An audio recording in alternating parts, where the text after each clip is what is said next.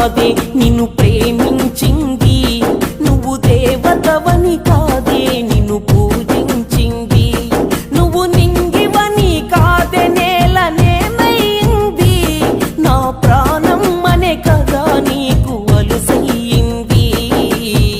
రాతలో లేని రాదమ్మ చెప్పలేను